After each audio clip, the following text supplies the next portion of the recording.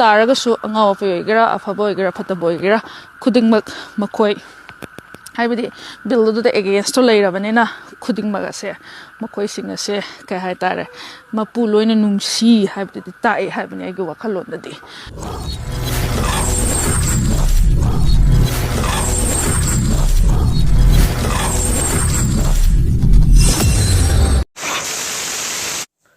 Hello ma'am, आज मुमक्तदा आई channel असिदे लिरबा पुनमकु सनातोम यारपोना इकाई खुमनु कुचरी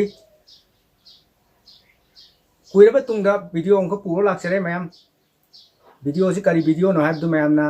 अदुम थमेन दु उदसु खंबिरमनी हजे हजे वाखबिनगी रैली प्रोटेस्ट और इसी मतंग ओइदोइनी वीडियो से अदु 6 अंक की वीडियो ने अबे खुमन हाइबा फेसबुक पेज असदगी लौजब वीडियो ने तो मैम पुने एमिनसी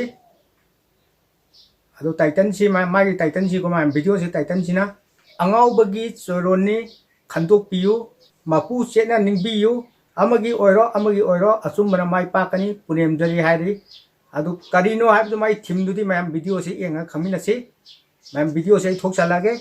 बिल अदु पास तौबदा इंडिया दा लेरिबा मुसलमान खुदिंगमक हाइबनी मणिपुर गी मुसलमान मुस्लिम इनाव सिंग यावना बिल अदुगी मयोक्ता हाइतारेको बिल अदुगी मयोक्ता अगेंस्ट द लेपी पुनमक चामनाना यूनिटी ओइना सिदा आइना हाइजनिंगबदी सुम कलक चदुना हाइबदीको मोइगी यूनिटी ओइबदुदा फजबदुदा सुम कलक चदुना वीडियो से सेमजबनी हाइबदी हाइरिबा बिल अदुना हाइरिबा बिल अदुना मुस्लिम इसिनावसिंगदगी मोइ मयुम मकै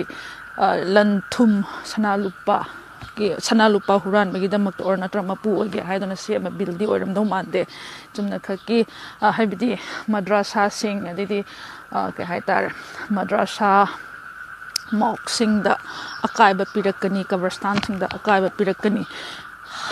पिरक्कदबा बिल अमा ओइबनिना चप मनना अगेंस्ट मखोइ लेपनी सितन ताकपदी सुम सिना ताकपदी मखोइ सिंग से तसेंगना मक्की होय अफबा मियोइबा हाइबसे अफबसु लई फदबसु लई अखोइ खुदिंगमक सि लोइना अफबनी हाइबदी यारोय मरमदी मदुदी अंगावि वाफमनी अदुम पोअबनिना फुरु अमा लेबा तारगदी अंगाव फैजु लेरंगनी ज्ञान ताबसु अदुम लेरंगनी अदु ओइबा तारगसु अंगाव फै ओइगेरा अफबा ओइगेरा फदबा ओइगेरा खुदिंगमक मखोइ हाइबदी बिल अदुदा एगेंस्ट लेरबनिना खुदिंगमक असे मखोइसिंग असे कय हाइतारे मपु लोइना नुंसी हाइबदी ताए हाइबनी आइगे वखलोंददी हाइबदी कय हाइतारे मद्रासासिंग अदगिदी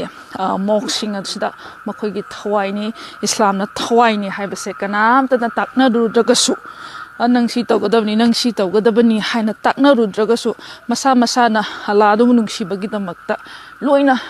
voice ama oi khalaiba ba voice ama oi bra haibase mayangi pungda in singsanjabani habadi sumaina khoi metei gi su koi metei gi su sumaina lining ama khak haiba tare ko lining hoi mayamna ningna ba taraga su kai hai tare koi yum amadi hoi di hindu chatkera sanama hinjam chatkera khuding makse ai ga yumda lain thau sanama haibase latna banina मसीबु लेंथौ सनामा इसिबु थमोइ सेंगना नुंसीबा और नत्रगा माना पीरिबा principal मयाम सिंग असे पीर चामनाना अपिकपदि हौरगा अपिकपा हाइबा तारे अंगांग मचादि हौरगा अहल फावबा चामनाना नुंसीनना चटपा तारगदि होय ngawjaba khara ngawjaragasu aigi lining dudi nungsi thmoi sengna nungsi haibase ke hai tare ulakani haibagi wakhanjida pangban chaina pangbanga ngaina के हाइतारे चिंगसिनजरी कईगुम्बा सोइगिबा लानखिबा यावरगसु नाकपिगनी अमसुंग हारिबा bill असी कई हाइतारे खंगदे हाइबदी होय खंगदे यामना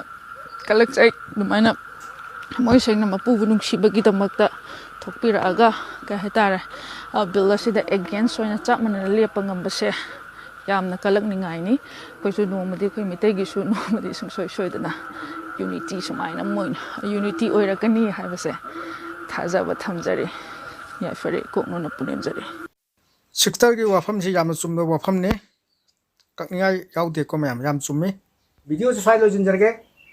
वीडियो से नुंगायरगदि मैम लाइक कमेंट तौबिरमो अदुगा अनौब चंबिरपैसिना ओरगना सब्सक्राइब तौबिरमो अदु वीडियो से खरादि सेंबदि वाले हाबदि 6:30 की वीडियो से नुमिदांग नंबर वीडियो ओइबनिना खरा सेंद्रे असिगी दमक्तसु मैम नंगा पीगनी मथंसु नुंगाय नुंगाय वीडियो पुर लासगे हाना सपोर्ट तौबिबो अदुमैना सु मखा ताना अदुम सपोर्ट तौबियो मथंसु नुंगाय नुंगाय वीडियो अपडेट तौजरके अदु भौदि मैम नाइबिरमो okay bye bye thank for watching bye bye